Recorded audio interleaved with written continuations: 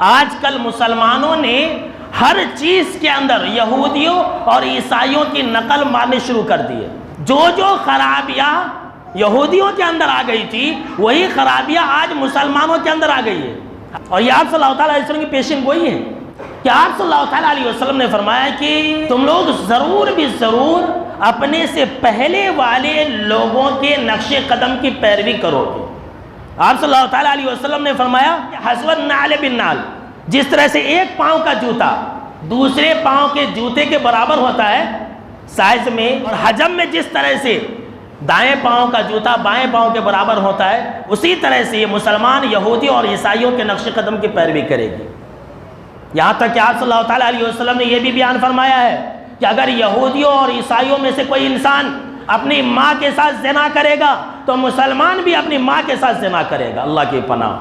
جناب محمد عربی صلی اللہ علیہ وسلم نے فرمایا کہ اگر وہ لوگ گوہ کے بل میں گھسیں گے تو مسلمان بھی اس کے پیچھے پیچھے بھاگنے کی کوشش کریں گے، اسی سوراخ میں گھسنے کی کوشش کریں گے۔ وہ یہ نہیں سوچیں گے کہ بھائی یہ لوگ کیوں گھس رہے ہیں اس کے اندر، یعنی جیسا یہودی کریں گے ویسا مسلمان، جیسا عیسائی کریں گے ویسا مسلمان، سیم جیسا آپ صلی اللہ علیہ وسلم نے کہا تھا ویسا ہی آج مسلمان کر رہے ہیں۔ میرے دوستو، یہود کے بارے میں اللہ نے کہا کہ یہودی قوم حسد کرنے والی قوم ہے، مسلمان بھی ایک دوسرے سے حسد کرتے ہیں۔ یہ جو یہودی قوم ہے، عیسائی قوم ہے، اپنے ولیوں کا اور اپنے نبیوں کا برتھ ڈے مناتی ہے، میلاد مناتی ہے، معلوم ہے آپ کو؟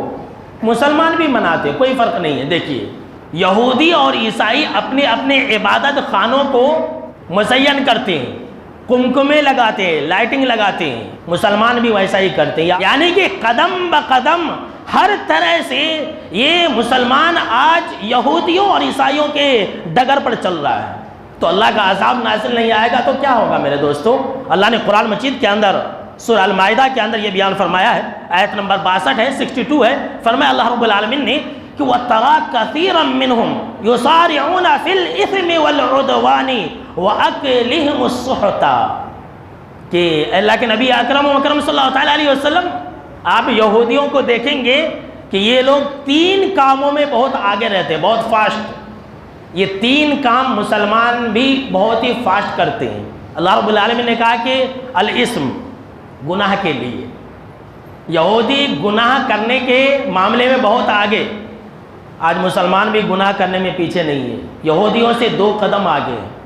نمبر 2 والعدوان، ظلم و زیادتی، یہ یہودی قوم ظلم اور زیادتی کرنے میں بہت ہی آگے رہتی ہے۔ آج مسلمان بھی ظلم و زیادتی کرتا ہے، ایک بھائی دوسرے بھائی کے اوپر ظلم کر رہا ہے۔ آخری تیسری بات اللہ رب العالمین نے فرمایا وَأَكْلِهِمُ السُّحْتَ، اور حرام طریقے سے مال کھانے میں یہودی قوم بہت ہی آگے، مسلمان بھی حرام طریقے سے مال کمانے اور کھانے میں بہت آگے۔